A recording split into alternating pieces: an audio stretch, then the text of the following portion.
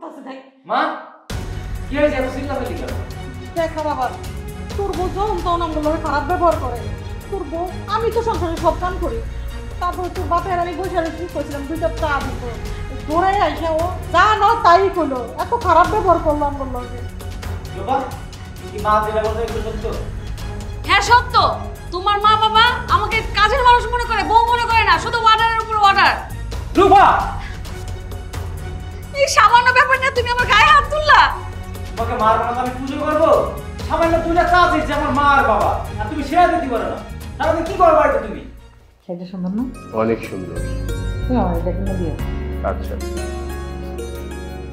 শোনো, আমি ভাবছি চলো আমরা কক্সবাজার ঘুরে আসি। বললো কি কক্সবাজার যাবো না ঘুরতে? তুই টাকা পাবো কই? আরে তোমাকে তো বলাই হয়নি, আমি যে কাজটা করেছিলাম ওটার বিল পেয়েছি বুঝছো, তাই ভাবছি তোমাকে কক্সবাজার নিয়ে যাব, তোমাকে একটা সারপ্রাইজ দিলাম। খুবই ভালো একটা সারপ্রাইজ, আমি খুব খুশি। আচ্ছা শোনো, বৌমাকে বলো না একটু চা খাবো। আচ্ছা দাদা। বৌমা, বৌমা আমাকে 2 কাপ চা দাও তো, আমার খুব চা খেতে ইচ্ছে করছে। শোনো, তোমার ভাই শক্তির সাথে অনেকদিন ধরে দেখা হয় না, ওরা কেমন আছে? আমার সাথে কথা হয়েছে, ওরা ভালোই আছে। তাও তো বৌমারা ডাক দিই, শুনে না না। বৌমা, বৌমা তো ডাকুন না, চিন্তা করছো? বৌমা,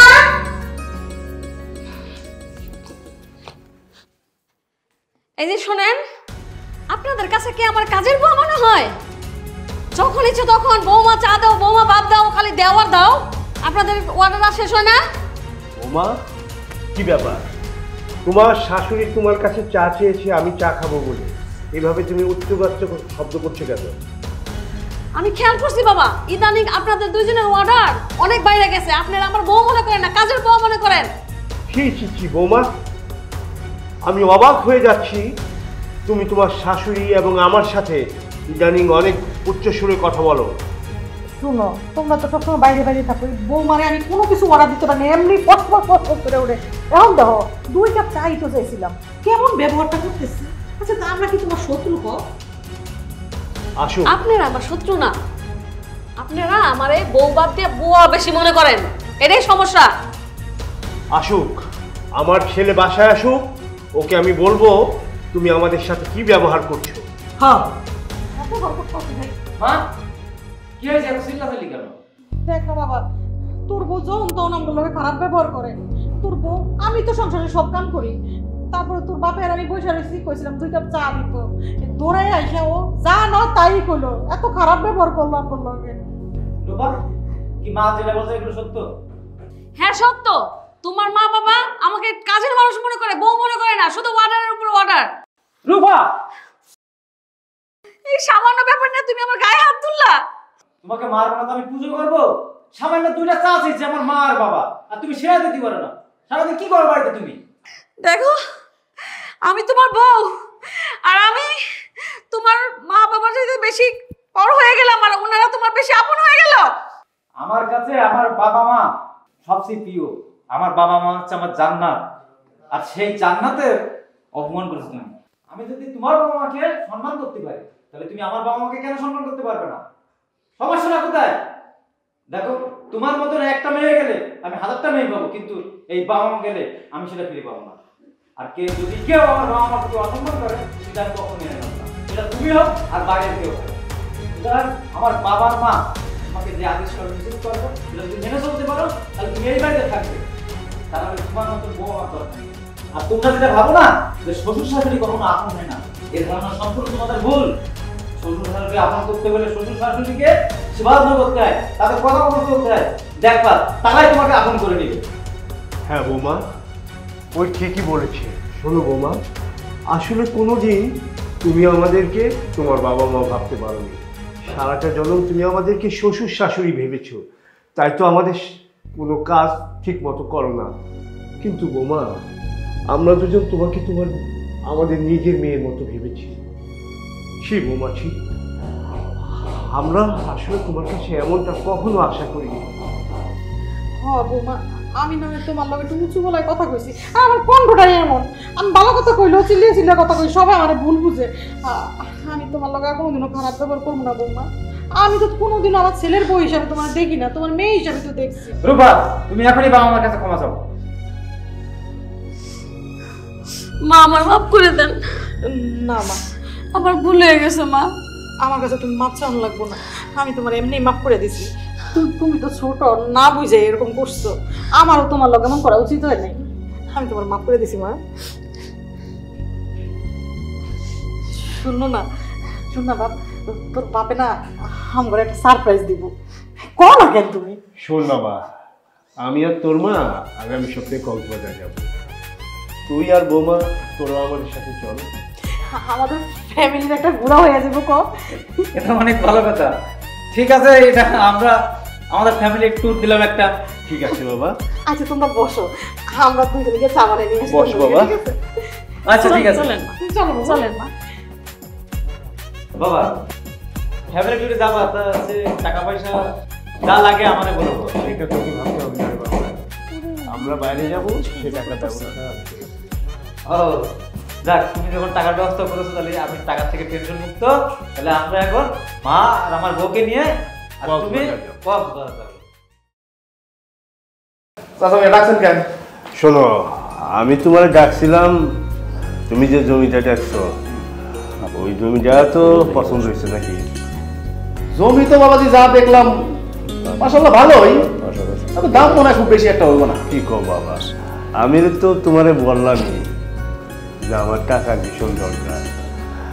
আমার অনেক দিনের স্বপ্ন আমি একটা গ্রামে হাসপাতাল বানাবো, তাই এই জমিটা ব্যস্ত আছি। যাই হোক, আপনি যেহেতু হাসপাতাল করবেন কইলেন, এটা তো আমাদের গ্রামের উন্নতি। আমি চেষ্টা করি দেখি কতটুকু করতে পারি। যাই হোক, আপনি কয় টাকা হইলে ছাড়বেন এটা আমার বলেন। বাবাজি কি আর কমু, এই জমিটা আমার বাপ দাদার অনেক পুরাতন জমি। এই জমিটা যদি আমি লাখ 10 টাকা পাইতাম তাহলে আমি ছেড়ে দেব। বাবাজি তুমি তোমার বিবেক রেখা টাকাটা দিও। বিবেক বলতে চাচা, আমি তো করি ব্যবসা, আমার তো ব্যবসার ক্ষেত্রে লাভের চিন্তাটা করতেই হয়। আপনি তাহলে একটা কাম করে, বেশি দাম দর করবো না, টাকা 8 লাখ দিন। না বাবাজি, তোমার কথাও থাক আমার কথাও থাক, তুমি আমার 9 লাখ টাকা দিও বাবা। কাকা আপনি যে এই কথাটা কবেন আমি জানতাম, কারণ আমরা তো ব্যবসায়ী, আমরা তো বুঝি।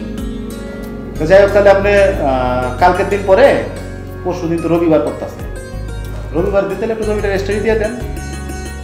ঠিক আছে বাবা। টাকা পয়সা কিছু লাগবো? হ বাবা, কিছু যদি বায়না দেওয়া যাইতা তাহলে খুবই ভালো হইত। আমি তো কাকা বেশি টাকা নিয়ে আসি নাই, অল্প কিছু টাকা আছে, দিয়ে যায়। ঠিক আছে বাবা। বেশি টাকা অবশ্য নাই।